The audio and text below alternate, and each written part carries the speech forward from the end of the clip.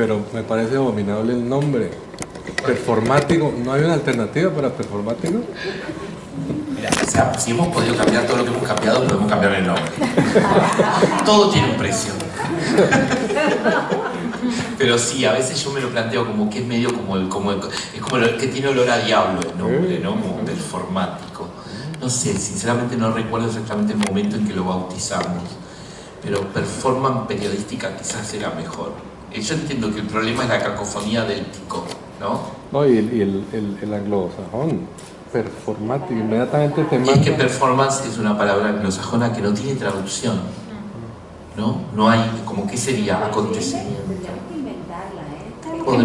Podríamos hacer un ejercicio, un brainstorming de nombres latinos. Ya estoy pensando en el taller de mañana cuando llegue. Mañana a las 9 de la mañana. Y lo rebautizamos acá en Solís. Muy bien, inaugural. ¿Había alguien más, creo? Yo quería preguntar por luego los canales para esto, que tú ahora mismo, con Solcita, están padeciendo precisamente dónde programarse, dónde presentarse. ¿Cómo hacemos para que esto, que yo creo que ya ha quedado demostrado que realmente es impactante para la sociedad, realmente le llegue? Ahorita cuando tú hablabas, yo pensaba, para mí el teatro siempre fue una manera de acercar a la gente a su realidad. Es decir, Sófocles no hizo teatro para solo entretener, él hizo unos retratos de lo que pasaba, ¿no?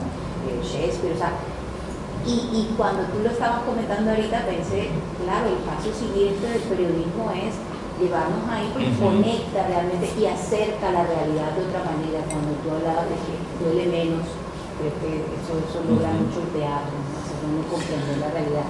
Pero entonces, ¿cuáles serían los canales? Y ahí yo creo que es lo virtuoso también de hacer algo nuevo tiene que ver con la idea de que uno puede ir a los codazos a donde quiera, porque en definitiva es extranjero en todas partes. El que sea migrante lo sabe, ¿no? Se llega y se planta bandera en el territorio yermo o en la pensión, en el conventillo, allá donde uno vaya, va a ser distinto. Ser distinto de chiquito ya te vuelve un poco más atrevido y uno no tiene tanto pudor de algunas cosas.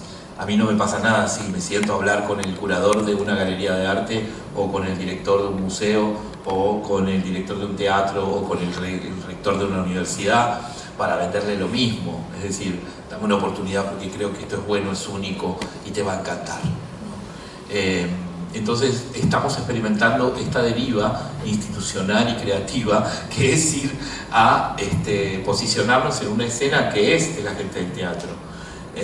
Estoy aprendiendo los códigos del gremio teatral, que son otros, ¿no? Muy distintos a los del periodismo, y ese es un aprendizaje alucinante y respetuoso también, ¿no? De que ahí son familias, por ejemplo, ¿no? Hay familias teatrales, hay tradiciones, hay genealogías, hay grandes maestros como tenemos los periodistas, y allí hijos y nietos de los maestros, hay territorios ganados que uno no puede pretender, pero hay otros que sí. Bueno, en ese vaivén uno va descubriendo.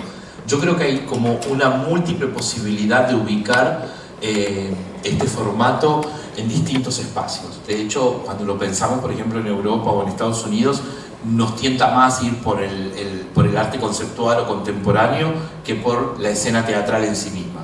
Porque está en esta frontera. Podría ir, en algunos casos, hacia la sala de arte y en otros casos hacia la sala escénica. Pero también podría instalarse en el seno de las universidades. Voy a cometer una infidencia. Azul Cordo está egresando de la maestría de periodismo narrativo de la Universidad de San Martín. Una de sus maestras es Lorena Vega y ha decidido que su tesis de maestría es una performance. Y eso me encanta, ¿no? Y eso es parte de nuestra estrategia también, crear una materia dentro de nuestra maestría que es periodismo performático. De modo que no solo un texto sea el que puede dar cuenta de la finalización de un proceso de formación de posgrado, sino también una performance. Quizás en 10 años, ¿no? Para pensar una fecha, solo para poner una de... Quizás en 10 años otras universidades se animen, quizás en 10 años los espacios se creen de otro modo, y también las fronteras entre lo escénico, el arte contemporáneo, lo periodístico, estén menos determinadas, ¿no? Y habitar los espacios no sea algo tan propio de los gremios, es algo muy del siglo XX. Bueno, la verdad que hermoso esta apuesta a futuro. Jaime, sí. Yo tenía dos preguntas, perdonen. que de una vez Y bueno, vayan dos. bueno. La pregunta es, ¿cuál es el límite autoimpuesto para mantenerse dentro de un concepto que puede ser periodismo o al menos, es decir, ¿cómo conectamos con un límite, digamos, a partir de, hoy decías algo del taller, de una perspectiva más de ética periodística? Esa es una pregunta. Y la segunda pregunta es, yo recuerdo cómo me impactó cuando estuvo Sebastián Acher en el Festival Gajo en Medellín, llevando esa primera obra de periodismo performático. Sebastián en Medellín bordó con las esposas e hijas de los desaparecidos de Medellín. Así es. Bordó las fotos de los desaparecidos a lo largo de todo el festival, ¿no? Y una de las cosas que me sorprendió es que yo era consciente de que al mismo tiempo la idea de llevar el periodismo a escena se estaba dando en varias partes del mundo. Es decir, este periodismo performático de identidad propia, anfibio, ¿en qué medida dialoga con un movimiento más global de búsquedas que se han dado, como tú bien sabes, no solo en América Latina no tanto, pero por lo menos en Estados Unidos. En Francia, replicado en España y por otro lado en Estados Unidos. ¿Cuáles son? ¿Qué nivel de diálogo hay ahí? Pero preguntaban el otro día en España, ¿no? Y en Francia también, y decía más o menos esto. Primero, la primera era... La primera es el límite. Bueno, hoy a los alumnos trataba de no prohibirles, porque les decía, esto es inaudito. No hay modo de que en la performance alguien venga a desmentirte. La posibilidad y la tentación de la invención son superiores a las del periodismo clásico. Porque, de hecho, yo mismo he chequeado solo hace 3 meses con mi madre que en el comienzo de un proceso de deterioro cognitivo se vio compelida a contarme toda la verdad. ¿Cuánto de lo que yo venía recordando era verdad? Ahora estoy tranquilo como periodista, total y absolutamente chequeado, ¿no? Los procedimientos, cada cosa que ocurrió. Solo como eso un ejemplo. Entonces, si estamos ante un mentiroso, el riesgo es enorme. Por eso el compromiso ético se vuelve tanto más importante en términos de una verdad y de la búsqueda de una verdad, que en un procedimiento como este ya no es la búsqueda de lo que yo llamo las verdades fácticas. ¿Quién ordenó el crimen? ¿Cuánto dinero se llevaron? ¿En qué lugar ocurrió? ¿Qué, quién, cómo, cuándo y dónde? ¿No? Sino que es una búsqueda de otro orden de verdad. Porque la experiencia artística lo que le va a dar a aquel que la presencia, ese acontecimiento, lo que le va a aportar es algo del orden de lo sensible. Esa persona no se va a ir con respuestas a su casa, se va a ir con preguntas abiertas. Esa invocación al otro es una invocación que no es a la certeza, es a la incerteza. Entonces ahí hay algo polémico respecto al periodismo. Pero eso mismo no invalida el hecho de que el método performático, como lo han llamado a esta charla, cosa que por primera vez le decimos así, como si tal cosa existiera, pero me atrevo a decirlo, el método performático requiere un doble, triple o cuádruple compromiso con la verdad.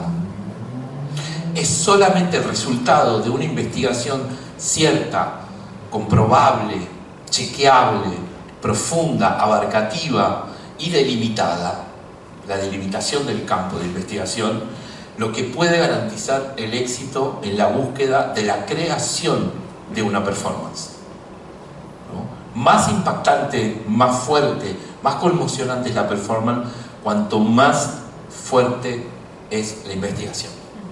La relación entre investigación y creación es casi matemática, ¿no?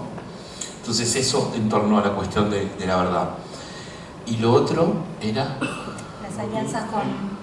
Diálogo. El diálogo. Periodismo en serio. Sí. O escenificado, digamos. Sí. Las experiencias que conocemos son experiencias de periodistas en escena. que sería una versión narrativa y escénica del TED. Yo creo que yo creo que en la genealogía podríamos ir a la charla TED, algo pre-ensayado, donde hay un ensayo, porque hay un texto que se ensaya. En el periodismo performático el texto es aprendido de memoria por el performer, es dicho en situación escénica, pero no es espontáneo. El trabajo textual es previo y hay un acuerdo entre el que produce el encuentro con el performer, que es al mismo tiempo testimoniante y protagonista, y él, para poder construir ese texto que va a ser dicho, a veces en diálogo, a veces como monólogo en escena. En el caso de los periodistas que hacen, por ejemplo, en Francia y en España esto, tienen algo que a mí me gusta, que es lo efímero, lo hacen una sola vez. Es un periodista que cuenta su investigación una sola vez, ¿no? En otros casos lo repiten, en Estados Unidos lo repiten, pero donde el periodista hace de sí mismo, cuenta su historia, la narrativiza y la vuelve un poco más divertida quizás que incluso cuando la escribe. Pero no hay una presencia del otro, no hay un proceso que se puede ir de madre, como pasa en el trabajo con la gente real para poder llevar la escena. Nosotros abrevamos más en una tradición que tiene que ver con el biodrama. Diría que, bueno, por supuesto que en Buenos Aires la creadora, quizás la creadora sí, de las primeras experiencias, y que fue madrina de muchos como Lorena y como Lola Arias, fue Vivi Telas. Creo que Lola Arias hace algo que se emparenta mucho más con lo que nosotros hacemos que aquello que vos me mencionás como una experiencia performática, que son periodistas en escena, ¿no? No se trata de poner periodistas en escena, se trata de poner la vida en escena. Bien, bueno, realmente nada, muchísimas gracias. Gracias, Azul, qué lindo hablar con vos. Muchas gracias. Muchísimas gracias por tu tiempo, por compartir tanto. Espero que hayan tomado nota.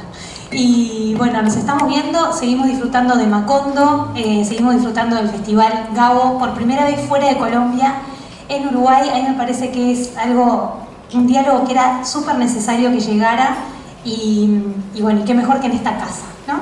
Así que eso, sigamos disfrutando de Macondo, de la música, de la pachanga y de las buenas historias. Muchas gracias. Gracias.